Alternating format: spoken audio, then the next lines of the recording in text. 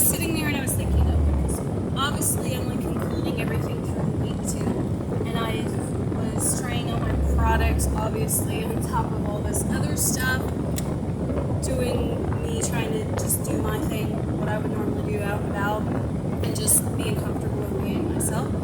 And so I realized, okay, so I tried on, I had my new makeup on, yay! Remember I said I'm not quitting until I find my makeup, until I can get a hold of it. And of course, me showing myself, because obviously all this stuff is something I love, and it's always been a part of me.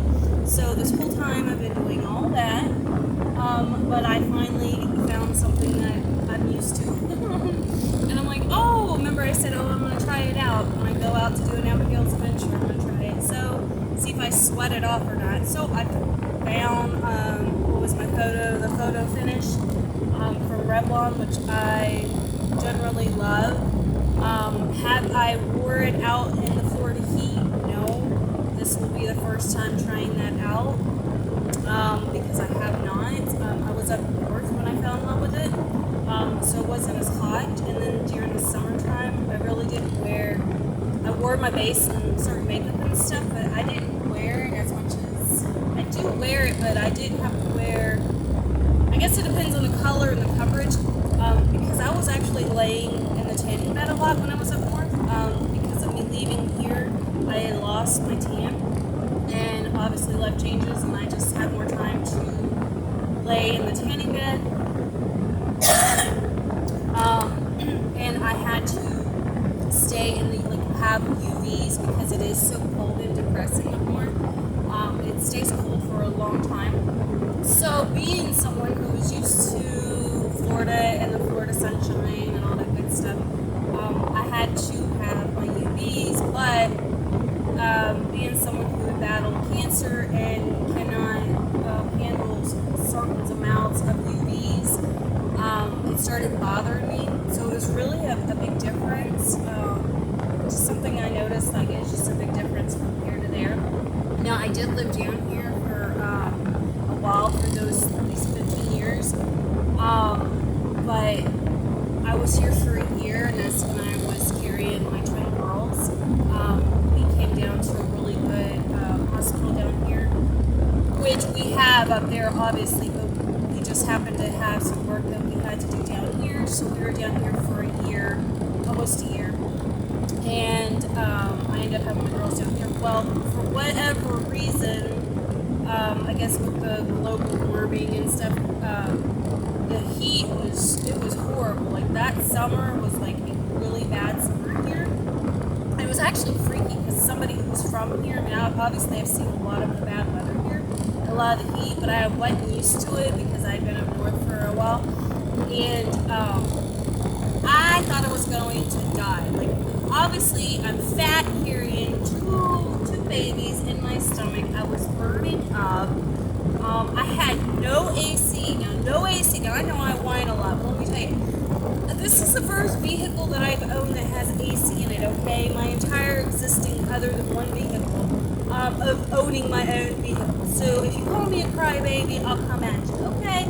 Because I did not have the luxury of having AC. And I definitely suck it up now because I really, truly need it. So, I had to suffer in the heat. I always have. Even up north in the fucking cold, I did not have, like, my heat would break on me, and we're, like, bundled up in jackets, for God's sake. So don't call me a crybaby, because I've had to do it, okay? Just because you're lucky enough to get what you need. I did not, okay? I did what I had to do. But anyways, I was burning up so bad, and with the kids, obviously we had our little boy, and we had my two older children, and I would take water bottles and take them and put them in the freezer and freeze them. Well, the place that he worked at, down where we were at, it was not that far away from home, but because of the traffic, because it was Gainesville, it just seems like it just took forever when the traffic, because you're around the college and stuff, because we live close to the college and close to Shands and all that. So by the time I would leave my house and make it to the other side of Gainesville area where I was going, our water bottles, we wasn't even halfway. We couldn't even get through like 2 red lights. That's how hot it was. And our water bottles would be literally just like completely melted. So I'm like, so the kids are like drinking down their water like in a heartbeat, trying to stay warm. I mean, stay cool. I had 2 of them on my tummy, like side by side, just to keep me cool through the heat. I mean, that's how bad it got. And it was at the time where gas prices was so freaking high. Like, I could not believe it. Like, we were up north and we had heard about it, how gas was getting, but it really hadn't affected us yet. And everything was still honky-dory. Like, when we were traveling down, we actually found like really cheap gas prices. But I'll be a son of a bitch. We hit Florida and we were like freaking out. We were like, oh my god, it like went up to like $4 something a gallon. And we were like, oh my god. And then it was like, that was the worst like summer. It was like the whole year was summer. It was like the worst summer ever. And yeah, so it was weird. I don't think I've ever seen it like that. Because I can remember like really in the back of my mind, like back when I was younger in the 80s and well, the 80s, when gas was like super cheap, and then I can remember my mom saying how expensive it was, and I think about it now and I'm like, gas back then was nothing compared to the way it can get now. Like, I was just, I don't know, I freak out when I think about that kind of memory. Like, wow, I can remember when it was like a few cents a gallon, like. And that was like way back in the day. That was like forever ago. And now it's like super expensive. But, so anyways, yeah. So this heat feels almost like that. But here's what's crazy. So I'm complaining about the heat down here, which I'm fine because I wanted like some heat when I was up north, right? Because I would freeze to death sometimes, and it does get like, you do want it to warm up. You just want it to be like that equal, like, feel, I guess. I don't know. Well, my last summer up there before I ended up coming down here, they had a heat wave, like, and I never seen that the whole time I was up there. They had this like crazy weird heat wave. I thought I was gonna die from the heat. It was so bad that the electric poles were like popping and cracking and doing like, it was really spooky. We're talking about all this like spooky stuff, right? So that was like my start of this like spooky like experience. Like, so I'm driving down the same main roads. I was going through the city. I was going somewhere. I was working up there when all this happened, when all this started. And I was driving along and this weird heat wave came in. I mean, it was like freaking bloody hot. And I was like, what the hell?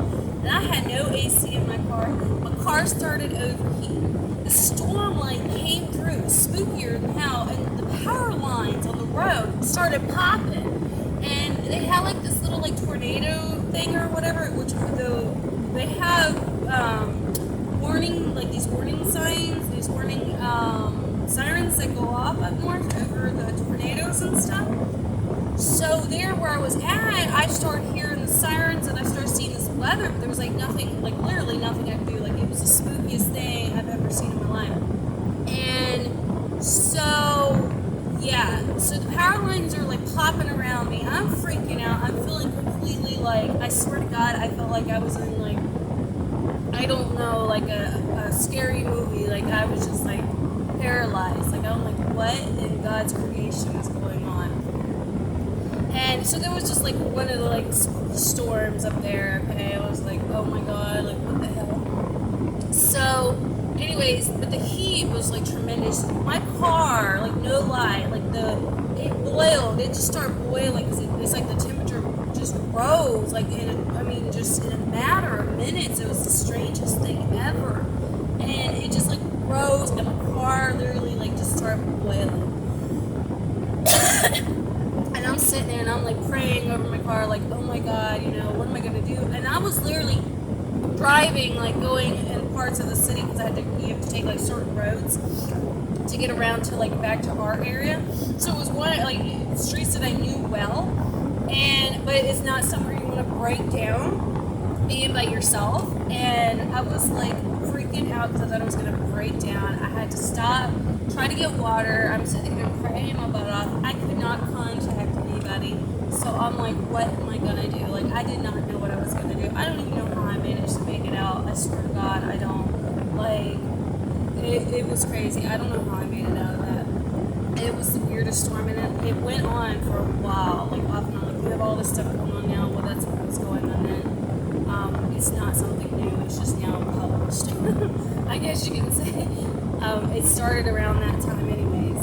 And so, anyways, it was weird. Like, I've seen a few different storms. Normally, they're not as bad. Like, they come and go so quickly you don't even recollect it. But I won't forget going through this storm at all. This storm has been one of the spookiest storms I have ever seen in my life. So hopefully it ends for me soon, or better enough for me to handle, because it has been really creepy. It's really odd. I have some ghost stories. I think we're talking about ghost stories. I guess if that's what you call ghost stories. I don't know. But for them to hit you out of the blue, just out of the blue, like when you don't even normally recollect or pay attention to stuff, it's kind of weird. So anyways, yeah. So that was crazy. All the alarms were going off, and I was literally in an area that I normally, when the alarms go off, I'm normally not in, but I was working, so I just happened to be driving through that area at the time, because I was coming home from a place that I was working.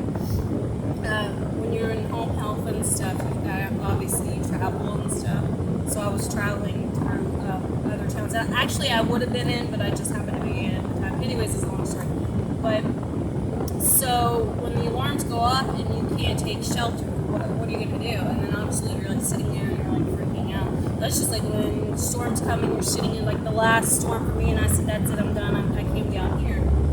I was sitting in our mall parking lot, which obviously I knew well, because when I was younger, and I was there, we used to be in the mall all the time, just like we were always in the mall down here. I was in the mall down here all the time when I was kid. I love malls.